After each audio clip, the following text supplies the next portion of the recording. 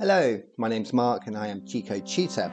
I've just popped in to tell you a little bit about my Fusion 360 course for milling. So this course is going to teach you not just how to use Fusion 360 but also the best practices for modelling with CAD and also setting your toolpaths using CAM.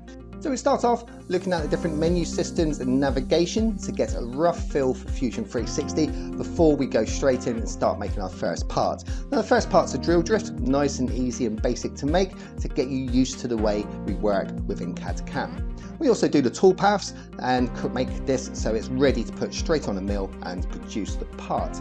Now once we've done that, we start talking about lots of tips and tricks and design for how the best way to approach a lot of the parts on Fusion 360 before we move on to the second part that we're going to make complete.